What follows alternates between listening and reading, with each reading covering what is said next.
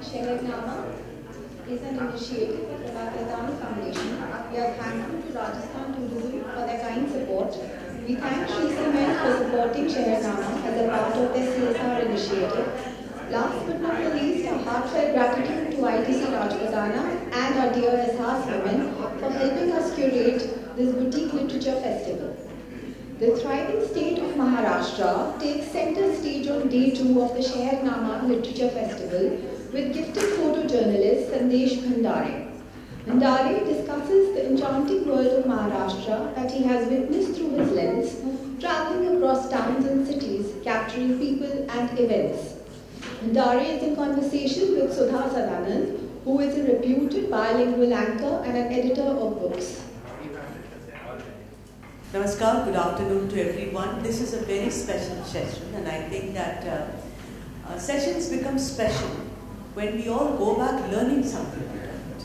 Every session is important, but this is particularly exciting. You know, Sandesh Bhandare, I was speaking to him this morning. He's worked as a photojournalist with one of the foremost newspapers of Maharashtra, Sakal. I don't know how many of you know of the newspaper. You do? Fantastic. Sakal is one of the best newspapers that you can think of. You know, photojournalists are a very, very rare breed. When we study journalism, we are taught that write to pictures. Write to pictures. Television में हमको सिखाते हैं. Picture लिखना नहीं है पहले. अगर मैं देख रही हूँ कि इतनी सुंदर महिलाएं, तो मेरी स्टोरी इन पर है, तो मुझे इन पर लिखना है. मुझे अपनी भूमिका नहीं बांधनी है. He's someone like that. He's published 2 books. One is Tamasha. Tamasha is a dance form of Maharashtra, and we'll explain as we go along what exactly did this mean. And this is Wari. This is Wari I asked him, in Marathi means Padyatra, walking, for a purpose. Am I right? That's what it means. अब ये दोनों जो किताबें हैं, ये एक बहुत सारा आर्ट जो होता है हमारी जिंदगी में, विद्रोह, सवाल पूछने पर आता है. आप कुछ तो है कि बड़े पुराने हमारे यहाँ पर हैं आर्ट फॉर्म्स जो कि चलते आ रहे हैं, ओरल ट्रेडिशन है, लेकिन कुछ आर्ट फॉर्म्स में विद्रोह होता है. There is a protest. Unless you have the questioning ability which is part of our civilisation, जिसको तर्क वितर्क कहा जाता है, संवाद कहा जाता है. आज भी बनारस में संवाद होता है कि अगर मैं कहूँ कि कौआ सफ़ेद है, आप कहेंगी नहीं काला है, और हम प्रूव करेंगे. ये नहीं कि तुम्हें कुछ नहीं आता है. It's not like Indian television. चिल्लम चिल्ली नहीं होती है वहाँ पर. सभ्य से आप बैठते हैं और तर्क करते हैं. So we are going to speak today. Maharashtra is of course our topic of discussion, and we've selected these 2 books to speak about it. And please feel free to ask any questions that you want to. The first book I will take up is Tamasha. Tamasha, like I said, is a dance form. It is very rustic. It does not have the urban nuances to it. But what is Tamasha? What is that word? Is it just a kind of a spectacle? Maybe, maybe not. So Sandesh will explain Tamasha है क्या और उनकी किताब किसके ऊपर focused है. Over to you. नमस्कार. Thank you everybody. Maharashtra का ये फोक आर्ट फॉर्म जो है तमाशा, ऐसा कहा जाता है कि साल में महाराष्ट्र का फार्मर 2 बार उसके चेहरे पे हंसी आती है. जब हार्वेस्ट सीजन होता है तब, और जब तमाशा गाँव में आता है तो वो दिन उसके लिए बहुत बड़ा रहता है. और तमाशा के बारे में लोगों की जो धारणाएं हैं आमतौर पे, वो जिसको लावनी के नाम से बहुत पहचाना जाता है, लेकिन असल में तमाशा हर एक गांव में होता है. और हर एक गांव में जो पूरे साल में जो वार्षिक उत्सव रहता है, जिसको हम क्रिश्चियन फेयर बोलते हैं, विलेज डेटी का, उसके लिए जो गांव से बाहर लोग गए हैं अर्निंग के लिए या जो भी कमाने के लिए, तो उस वक्त में गाँव आते और वो विलेज डेटी को पूजने के लिए आते. उस वक्त तमाशा को इन्वाइट किया जाता है पूरे सम्मान के साथ, और वो तमाशा होता है. मैं आपको एक इंटरप्ट करती हूँ. एक कॉन्टेक्स्ट बांधने के लिए, जो बड़ा फेमस गाना सिंघम का था, आता मजा सटकली, जिसमें वो करीना कपूर जिस तरह से वो नवारी कहते हैं उसको, साड़ी बांध के पल्ला हाथ में लेके जो डांस करते हैं, जिन लोगों को आप में से बहुत लोगों को पता होगा, वही वो पैर में घुंघरू बांधती है औरत. It's a very raunchy kind of a spectacled. पर इन्होंने जैसे कहा कि उनको इनवाइट किया जाता था हार्वेस्ट फेस्टिवल में कि आइए, और कुल देवता के अराउंड होता था ये नहीं? हाँ, जो हाँ, गांव के देवता, गांव के कुल देवता नहीं, गांव के देवता, हाँ, जो प्रीवियसली हम जिसको हीरो स्टोन कहते हैं, हाँ, हाँ, हाँ, जो गांव में हीरोइक काम, हीरो के काम जिसने किए उसके बारे में स्टोन काढ़ा जाता है, फिर उसका बाद में मंदिर में हो जाता है, रामदेव जिसको बोलते हैं। उस रामदेव के जगह पे हीरो की गीत गाए जाते थे, और हीरो के गीत गाना मतलब जिस हीरो ने गांव को बचाने के लिए कुछ शौर्य का काम किया है, उस जगह अभी तमाशे होते हैं। हाँ। और वो हीरो के बारे में उसमें बात करते हैं। जी, तो ये बताइए कि अगर आप रिफॉर्म्ड आर्ट फॉर्म्स देखें, जैसे तमिलनाडु की हम बात करते हैं, कर्नाटिक म्यूजिक, जहाँ पर जितने भी वहाँ दिग्गज हुए हैं, वहाँ पर क्या हुआ, ब्राह्मणवाद की वजह से ब्राह्मणों को बहुत ज़्यादा इम्पोर्टेंस दी जाती थी और वहाँ पर भक्ति ज़्यादा आने लगी। श्रृंगार रस बहुत कम है कर्नाटिक म्यूजिक में, ज़्यादातर भगवान के अराउंड। एम एस सुब्बलक्ष्मी जी, अगर आप उनका सुनेंगे, वो यही कहते हैं, हरि तुम लाख जतन कर हारी, या वो शिव पे गाती हैं, विष्णु पे गाती हैं। श्रृंगार रस को किसी तरह जो रिफॉर्मिस्ट थे उन्होंने कहा कि इसको हटा के ऐसे लोगों को लाया जाए। Of course, it was also very political because they were close to the Congress party, and C. Rajagopalachari, as you know, was a very very important man in the Congress. तो मैं आपसे पूछना चाहती हूँ कि तमाशा में भी कास्ट का रोल होता है कि नहीं? वो बहुत ही बढ़िया सवाल आपने पूछा, क्योंकि तमाशा जो परफॉर्मर है वो 99% परफॉर्मर आउट ऑफ कास्ट का म्यूजिक है। आउट ऑफ कास्ट मतलब हम उच्च वर्णीय और नीच वर्णीय जिसको बोलते हैं, वो नीच मतलब वो लोग बोलते, वो मैं कह रहा हूँ, मेरा वो धारणा नहीं है। ऑफ कोर्स नहीं, हाँ। मतलब अनटचेबल कम्युनिटी, उस कम्युनिटी से लोग जो आते हैं, जैसे आप समझो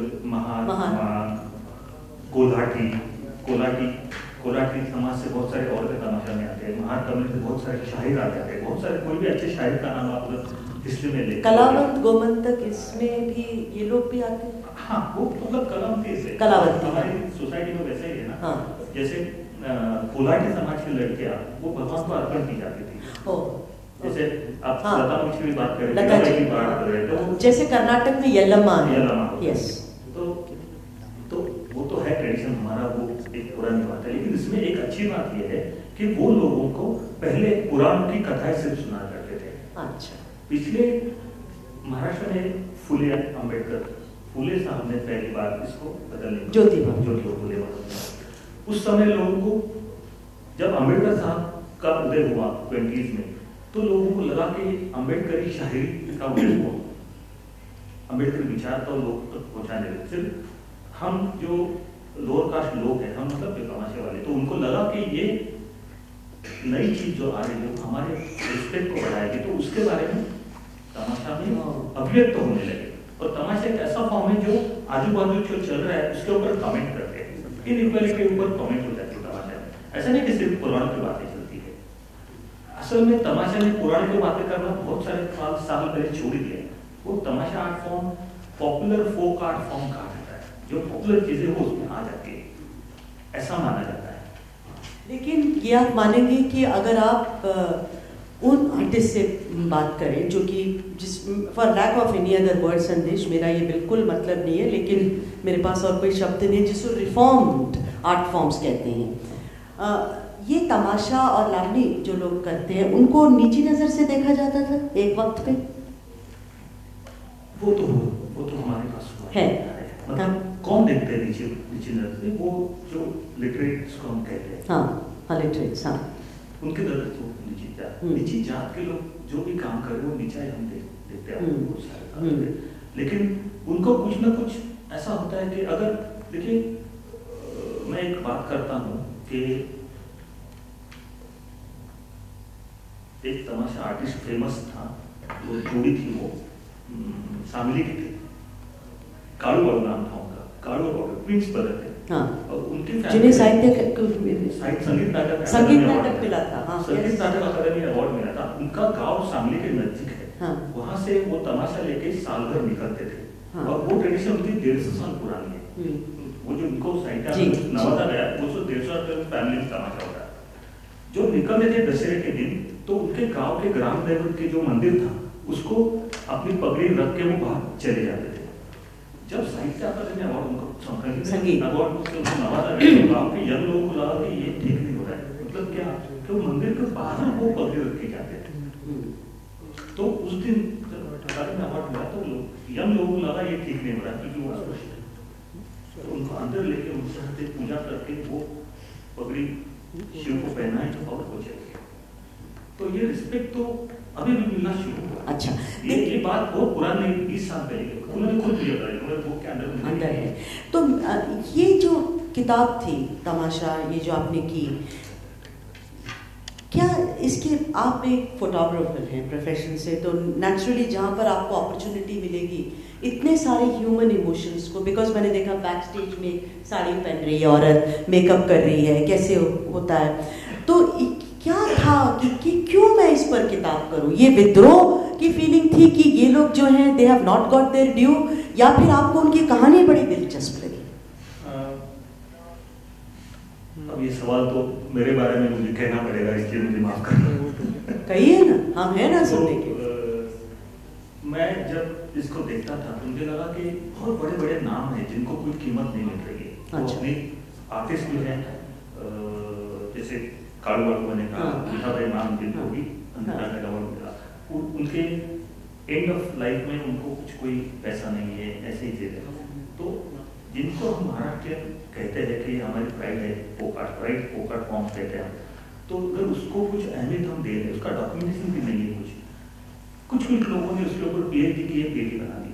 असल में उनकी जिंदगी क्या है ये हमने कभी देखा नहीं, और सिर्फ मैंने पढ़ा है कि ऐसा ऐसा तमाशा होता था, ऐसा ऐसा होता था, ऐसे लोगों को जकड़ के रखते थे, ऐसे इनइक्वालिटी पे बात कर रहे लोग, तमाशा के लोग, जो खुद एक्चुअली उनको इक्वालिटी मिली नहीं लाइफ में। तो मुझे उसका डॉक्यूमेंटेशन करना चाहिए, और इसी बहाने मुझे लगा कि लिखना चाहिए। और एज अ फोटोग्राफर मुझे लगा कि बहुत सारे लोगों के फेमस आर्टिस्ट थे, उनका भी कुछ इमेज नहीं है, तो कॉमन आर्टिस्ट जो है जिन्होंने तमाशा जिंदा रखा है महाराष्ट्र में, उनका डॉक्यूमेंटेशन होता है। और तमाशा क्यों होता है महाराष्ट्र में, क्या उसके पीछे, जैसे मैंने बताया कि हार्वेस्ट टाइम में फंसते हैं, एक और ऐसे बहुत सारी कथाएं। लेकिन सबसे दिलचस्प मुझे बात लगी तमाशा सिटीज पे, क्योंकि शहरनामा चूंकि सिटीज पर कॉन्सेंट्रेटेड है। इन्होंने मुझसे ये बात चाय पीते पीते कही, जानती हैं तमाशा सिटीज पे भी होता है, पुणे, मुंबई, उसके बारे में कुछ बताइए।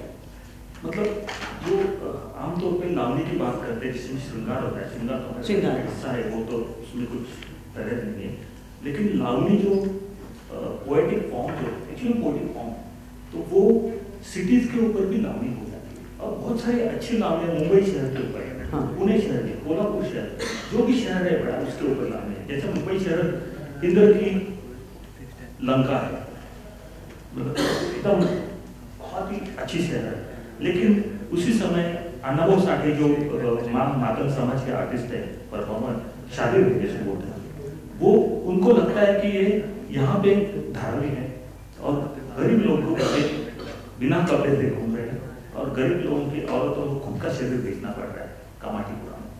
ये उस लावनी में उन्होंने किया। अच्छा, हाँ। और किसी और एक को मुंबई एकदम अप्सरा लगे, हाँ, तो उसके हिसाब से है। पुणे के बारे में कैसी लावनियां है, कोल्हापुर के बारे में है, वो जिंदगी। तो एक ही चीज मुझे उससे अच्छी लगी कि आमतौर पर लोग बात करते हैं आकाश के ऊपर की और जमीन के नीचे, तमाशा हो या वारी हो, उसमें हमारे आजू बाजू में जो हुआ है वो उसके बारे में एक्सपीरियंस करके अभिव्यक्त करते हैं। ठीक है, ये मुझे अच्छा लगा। ये देखिए, कोई भी आर्ट फॉर्म जो है वो पॉलिटिकल सपोर्ट के बगैर आगे नहीं बढ़ता है, बिकॉज पुराने ज़माने में अगर राजा महाराजा पेट्रन होते थे, उनको बढ़ावा दिया करते थे, जैसे देवदासियों को आपको हिस्ट्री पता है, तो पॉलिटिकल पार्टीज एक्चुअली एनकरेज करने लगे। मैंने कर्नाटिक म्यूजिक की बात की, रुक्मिणी अरुंडेल जी जो थी वहाँ पर, उन्होंने देवदासी के अगेंस्ट एक मूवमेंट लॉन्च किया। उसके बाद किस तरह से देवदासियों को बहाल किया गया, मेरा ये मानना है निजी है, और इट्स नॉट, बहाल करने के बहाने उन्होंने वो आर्ट फॉर्म को मार दिया, श्रृंगार रस निकाल दिया उसमें से, वहाँ विरह है ही नहीं, वहाँ सिर्फ और सिर्फ भक्ति है। भक्ति is not the only art form, बहुत कुछ होता है आर्ट में, संगीत में हर किस्म की फीलिंग होनी चाहिए। बहरहाल मैं ये पूछना चाहती हूँ, जो हम जैसे लोग हैं जो नहीं रहते महाराष्ट्र में, मैंने देखा है फिल्म्स एक अच्छा रिप्रेजेंटेशन है, ये फर्स्ट पॉइंट है जहाँ मैं कुछ सीख सकूँ। जैसे मैंने श्याम बेनेगल की फिल्म में तमाशा, मैं मराठी फिल्म में मैं देखती थी तो मैं ढूंढती हूँ यूट्यूब पे लावनी तमाशा मैं देखती हूँ, लेकिन ऐसा क्यों है कि वहाँ का रिप्रेजेंटेशन हमेशा एक वल्गर रिप्रेजेंटेशन, या मैंने कुछ स्टोरीज पढ़ी हैं कि फलां तमाशा आर्टिस्ट का किसी लोकल पॉलिटिशियन के साथ संबंध था, फिर उसका मर्डर हो गया, ये हो गया, she was into sex work and all that. आपको लगता है थोड़ा डिस्टॉर्टेड इमेज था? देखिए हर एक जगह, जैसे मैं ऐसा नहीं कहूँगा कि सभी सदा अच्छा चल रहा है। मैं जिस तमाशे की बात कर रहा हूँ, वारी की बात, कुछ स्पिरिट के बारे में बोल रहा हूँ। हाँ, मतलब वो अच्छी चीज़ है उसका। अच्छा, जर्नलिज्म फील्ड में आप भी उसमें क्या चल रहा है, अगर वो देखे तो सब लोग बाहर बन रहे हैं। हाँ, तो तमाशा में कुछ गलत चीज़ें होती हैं, होती रहेगी जी, या हर कोई सोसाइटी में होता है, लेकिन उसका स्पिरिट जो है, जैसे आपने बात की कि उसका पैटर्नेज के बारे में आप बात कर रहे थे, उसका पैटर्नेज हर बार बदलता था। अच्छा, पेशवाएं थे तो सैनिक लोग थे। अच्छा, मुंबई में जब मिल बनती रही 100 साल तक मिल का दबदबा, मिल, हाँ, cotton mill, textile, cotton textile, तो टेक्सटाइल मिल के जो वर्कर थे वो पूरे महाराष्ट्र से आते थे और पूरे इंडिया से आते थे, तो उनको वो पेट्रेस करते थे।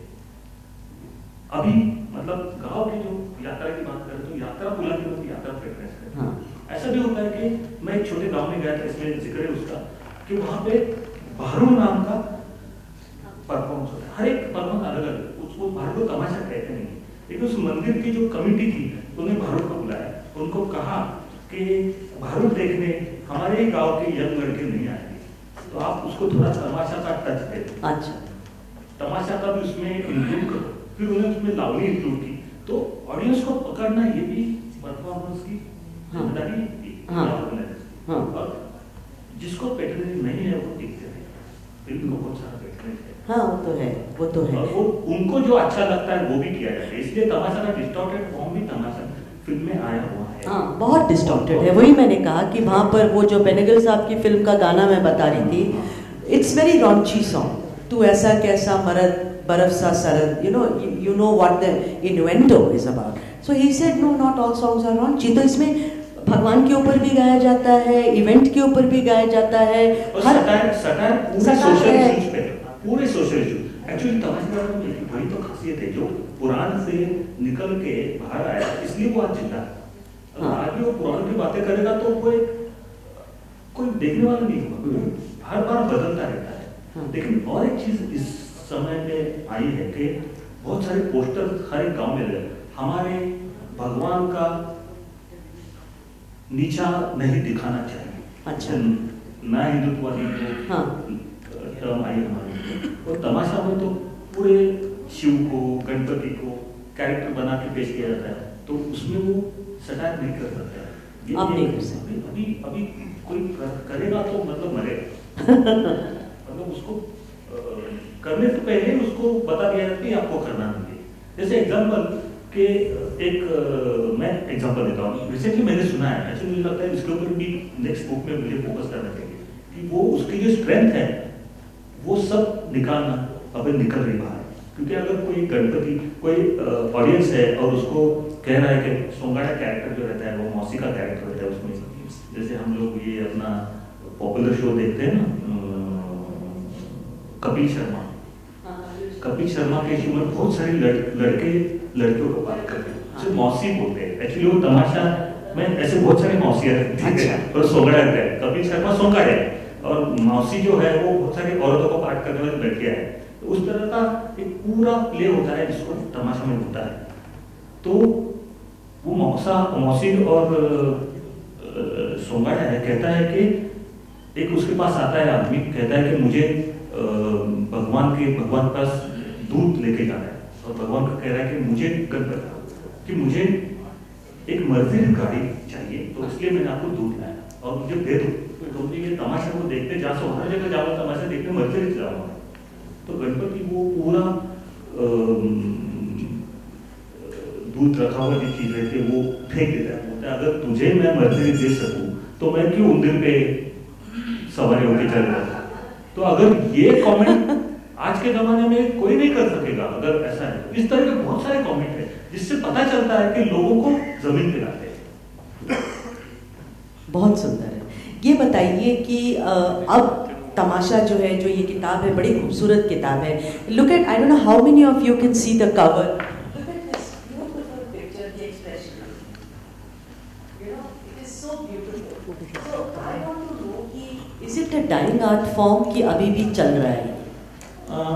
तमाशा में भीड़ बहुत है, वो कम नहीं हुई. हाँ. लोगों को तमाशा चाहिए. हाँ. लेकिन तमाशा के परफॉर्मर और जो तमाशा जो लोग पैट्रनेज है उनके ऊपर है कि वो जिंदा रहेगा कि नहीं. अच्छा. क्योंकि वो अगर कहें कि ये अगर गणपति अगर ऐसा कहेगा तो हमें नहीं चाहिए तो नहीं होगा.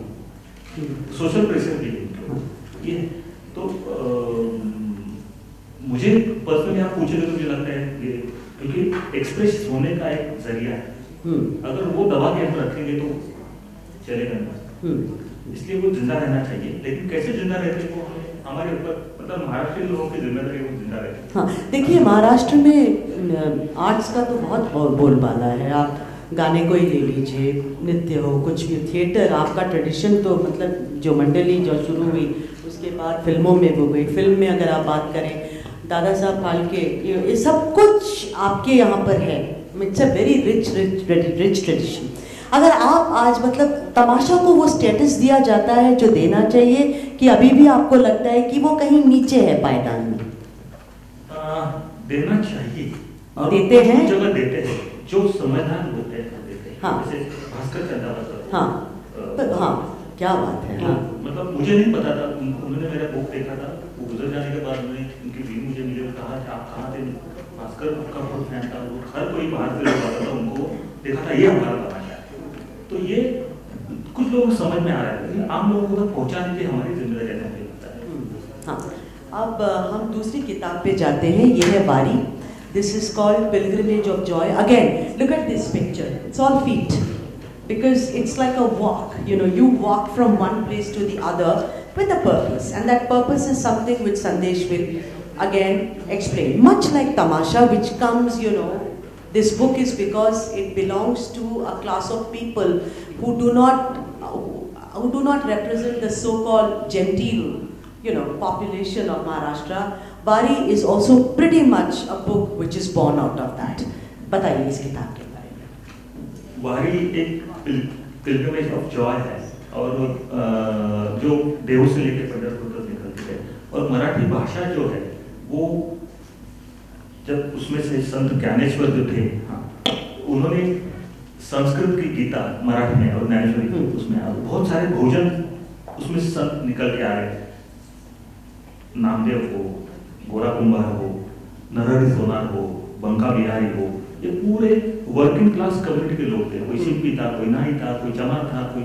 हाँ. तो उन्होंने उनका यूट्यूब किया था. यूट्यूब पे वर्ड तो चमार ने, संत हरिदास ने कहा है कि बेगमपुरा, जहाँ पे गम ना हो, इक्वालिटी हो, कोई भी टैक्स ना हो, और कोई भी टैक्स ना हो, और इक्वालिटी हो, और वही शहर हमें चाहिए. मतलब वो ऐसा शहर चाहिए जिसमें ये सब चीजें हैं. तो उस शहर की वो संकल्पना करते थे. हाँ. और वो आने की कोशिश. एक्चुअली ये संत लोगों ने, मुझे लगता है, इक्वालिटी की बहुत सारी बात की उस जमाने में, और वो वारी में है. वारी में आप सब के सलोखा है, कोई भी जात धर्म का उसमें नहीं है, पार्टिसिपेट कर सकते हैं. कोई भी बंधुता है उसमें. और जो बहुत सारे लोग हैं. आप वारी की बात कर रहे हैं तो मैं पहले बताऊं कि विठल जो है, कोई भी, इसको आपने पहले बार कहा था कृष्ण भगवान. कृष्ण भगवान के पैरों तक माथा नहीं टेका सकते, लेकिन विठल के पैरों पे माथा टेक सकते. अच्छा. ये वहां तक उन्होंने क्या किया, पुरोहित शाही का अंत किया वारी में पहली बार. मतलब पुरोहित और भगवान और उसके बीच में कोई मीडिएटर कोई नहीं है. तो ये उसकी स्पिरिट है. अगर समय मिला तो बहुत सारे बात कर सकते हैं, लेकिन टाइम आपका. You know, so what a riveting session, you know, which shows how, like he said, what I liked about this is that this pilgrimage, that's why it's called Pilgrimage of Joy. You just walk, you can be anybody, no gender, no caste, no religion, and you just go there. और मुझे लगता है आखिर में आपसे एक सवाल है कि ये जो वॉक है, इसका ये वॉक्स मतलब जाके ईश्वर जो भी है, आपका इष्ट देवता, उसके सामने सर झुकाना ज़्यादा इम्पोर्टेंट है कि वो वॉक एक साथ जाना ज़्यादा है? हाँ, वो तो एक्चुअली पंढरपुर जहाँ पे जब ये आषाढ़ी एकादशी की वारी खत्म होती है, उस वक्त 15-20 लाख लोग रहते हैं वहाँ पे। तो एक दिन में कितना भी 1 सेकंड में विठल के सर पे माथा टेकने के लिए 1 सेकंड भी नहीं मिलेगा, तो 2-2.5 लाख से ऊपर लोगों को दर्शन हो ही नहीं सकता।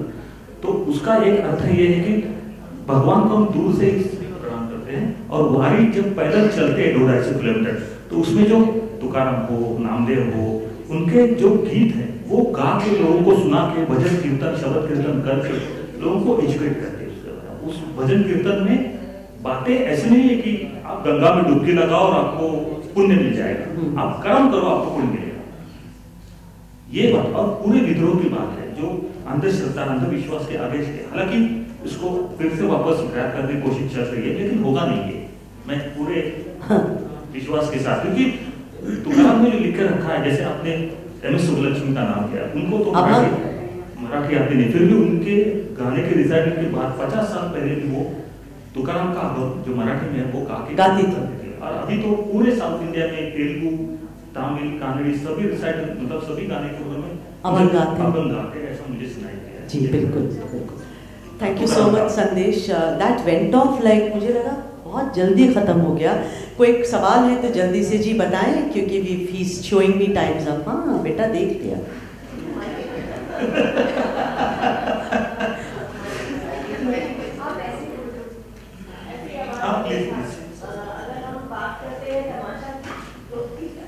हाउ स्वीट इज तो थैंक यू सो मच। तमाशा की बात करते हैं, जो हमारे चलचित्र जो बॉलीवुड इंडस्ट्री, उसको भी तमाशा ही कहा जाता था पहले। तब मूवी देखने जाते कि तमाशा देखने जा रहे हैं इस तरह से। और आप अगर देखेंगे महाराष्ट्र में जो तमाशे होते हैं, लावनी खेला जाता है, किया जाता है, वो उसको बहुत लोग देखते हैं और बहुत लोग सपोर्ट भी करते हैं, क्योंकि मैंने भी अटेंड किए दो, तो देखा है। तो जो जिस तरह से आपको पता है पुराने जो जमींदार होते थे या जो होते थे वो उनको सपोर्ट करते थे। आपकी इस किताब आने के बाद तमाशा वर्ग के लोगों के लिए क्या कुछ मुहिम की गई? अच्छा सवाल है। किताब आने के बाद सिर्फ तमाशा के लोगों में एक हम जो कर रहे हैं राइट बढ़ा, क्योंकि मेरे किताब पब्लिश होने के बाद तकरीबन 100 किताबें मैं जिन तमाशा को विजिट किया उनको मैं देखे आया, फिर उन्होंने अपने पेटार में रखी और पूरे प्राइस दिखा कि हमारा तमाशा है। और गवर्नमेंट की पॉलिसी बदल गई कि तमाशा ट्रूप को जो ग्रांट मिलती थी उनमें बहुत सारे नए लोगों को ग्रांट मिलने लगे, जिसके जरूरत मेरे बुक में था। हालांकि मेरा वो उद्देश्य नहीं था कि उनको ग्रांट, मुझे पता नहीं था, अगर मैं तो बहुत सारे नाम लिखता मैं उसमें। संदेश जी एक सवाल है मेरा, आज के वक्त में जब साहब तो मुंबई से है, मुझे पता है, हमारे पुराने पहचान, हालांकि पहली बार हम यहाँ मिले। मैं पूछना चाह रहा था कि आज हम देख रहे हैं कई सारे से बाबा संत वगैरह हैं जो तरह तरह के चमत्कार करके भीड़ जुटाते हैं या लोगों को अपने साथ जोड़ते हैं। मैं जानना चाहता हूँ महाराष्ट्र में जो संत परंपरा रही है, तो वो सिर्फ विचारों से उन्होंने लोगों को जोड़ा था, या फिर उस वक्त भी किसी प्रकार का चमत्कार या कुछ ऐसा करके बताया जो अनयूजुअल था, सुपर नेचुरल था, कुछ ऐसा करते थे जिससे कि लोग उनके पास में आते थे, वो क्या था? ये जो वारी के संत लोग हैं उन्होंने तो पूरी अपनी बात कह के लोगों को कन्विंस किया था। जैसे तुकाराम ने कहा कि, जैसे मैंने एग्जांपल दिया, तुकाराम बहुत सारे कहा है, जैसे बच्चा होने के लिए सोना ही पड़ता है, ऐसे ऊपर से नहीं होगा। अगर इतना हार्श वर्ड उसने यूज किया है तो उससे ज्यादा बात करने की जरूरत है वो। और वही तो वारी के ट्रेडिशन में अभंग जो है, अभंग में जो मीनिंग्स है वो आम जिंदगी में जब शहर है या उसकी बातें करते हैं। पंढरपुर के जो भीमा नदी है जिसको हम चंद्रभागा कहते हैं, उसके वहां पे जो कीर्तनकारों के टोले लगते थे, वहां पे उस समय के पॉलिटिक्स के बारे में भी डिस्कशन होता था। ऐसा नहीं कि वो पॉलिटिक्स को, जैसे कोई किसी ने कहा कि हम पॉलिटिक्स की बात नहीं कर रहे हैं, नहीं बात कर रहे हो तो वही तो पॉलिटिक्स है, आपका बात नहीं कर रहे। एक्चुअली पॉलिटिक्स का हमारा दिल्ली का हिस्सा है और उसके बारे में बात करते हैं। और इसीलिए महाराष्ट्र के बहुत सारे अनटचेबल कम्युनिटी के संत को अपने एक्सप्रेस करने का मौका मिला, और ये है। लेकिन होता है कि बाद में जैसे तुकाराम का है, तुकाराम ने पूरा अंधविश्वास को विरोध किया लाइफ में पूरे, लेकिन वो मरने के बाद वो स्वर्ग में उड़ के चले गए। तो कहानियां घड़ी जाती है, वो हमें तोड़ना पड़ेगा।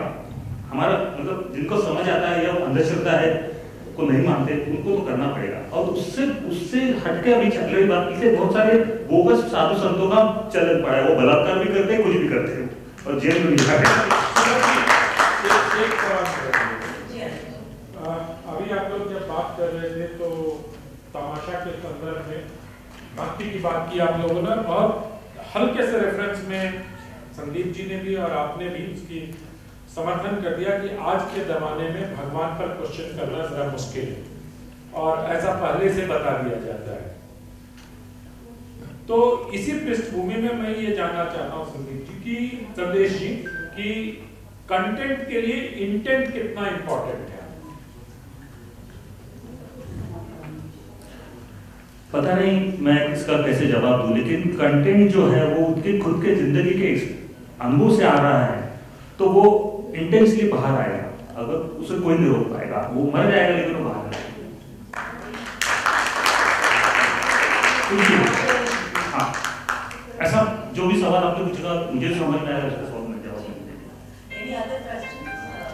That's it. Thank you very much. Gentlemen, you are doing a wonderful audience. Maharashtra लोग डरते थे। अच्छा काम है जो सबको थैंक यू बोलना चाहता हूँ। आपरा जी और जो भी मुझे मेरी किसी से पहचान नहीं थी और मुझे फोन आया, मैं आ गया। बहुत सारे लोगों से थैंक यू।